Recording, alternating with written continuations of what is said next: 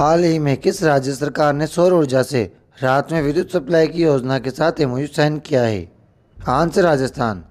राजस्थान के ऊर्जा राज्य मंत्री हीरालाल नागर ने विधानसभा में कहा कि केंद्र सरकार के सहयोग से राज्य में 6000 मेगावाट क्षमता की बैटरी ऊर्जा भंडारण प्रणाली की स्थापना की जाएगी। इससे अक्षय ऊर्जा स्रोतों से दिन में उत्पन्न बिजली को संरक्षित कर रात में उपलब्ध कराया जाएगा। राजस्थान सरकार सौर ऊर्जा से रात में विद्युत सप्लाई की योजना बना रही है। इसके लिए 2,08,00,000 करोड़ रुपए के साथ एमओयू साइन किए गए हैं। बजट में 1000 मेगावाट आवर की क्षमता के साथ बैटरी भंडारण प्रणाली स्थापित की घोषणा की गई थी। इसके क्रियान्वित के क्रम में 500 मेगावाट व 1000 मेगावाट आवर के लिए केंद्र सरकार की ओर से स्टेट कंपोनेंट के तहत वायबिलिटी गैप फंडिंग सहायता के साथ यह 500 मेगावाट व 1000 मेगावाट आवर की स्थापना के लिए उत्पादन क्षमता की ओर कार्यादेश जारी किए गए हैं।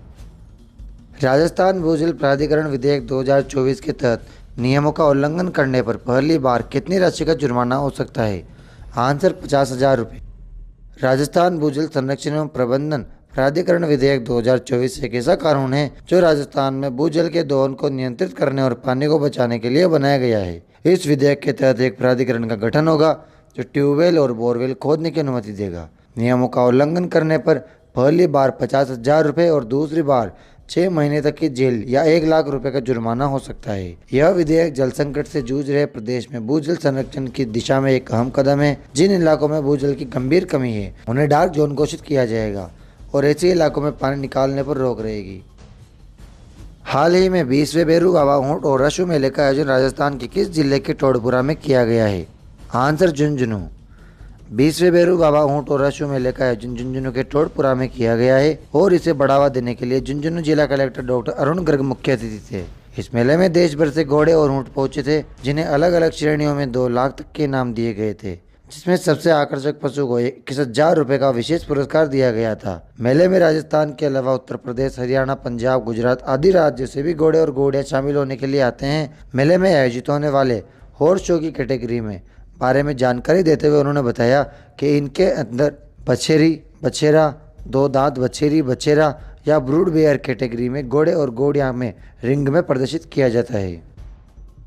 हाल ही में राजस्थान के किस जिले में कोटा के बाद राजस्थान का दूसरा सबसे बड़ा हैंगिंग ब्रिज तैयार किया जाता है?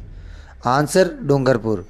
कोटा के बाद राजस्थान का दूसरा सबसे बड़ा हैंगिंग ब्रिज डूंगरपुर जिले के चीखली ग्राम पंचायत में बेडुआ में बनकर तैयार हो गया है। चीखली आनंदपुरी सड़क मार्ग माही नदी पर बने पुल का नाम गोविंद गुरु है। इसके शुरू होते ही वागड़ के दोनों जिलों की आपसी दूरी कम होने के साथ ही इस क्षेत्र का मालवा एवं गुजरात से भी सीधा संपर्क होगा।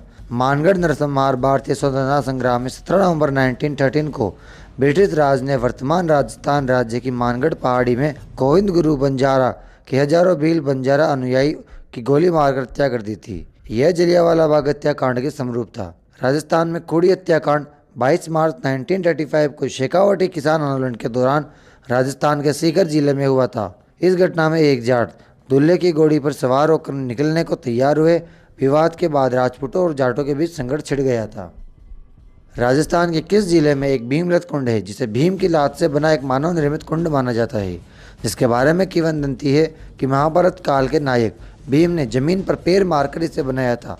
आंसर चित्तौड़गढ़। दोस्तों, डेली क्लासेस के अपडेट के लिए टेलीग्राम ज्वाइन कर लीजिए और साथ ही इंस्टाग्राम को फॉलो कर लीजिए। वीडियो अच्छी लगी हो तो इसे लाइक करके चैनल को सब्सक्राइब कर लीजिए। कल फिर मिलते हैं। Thank you.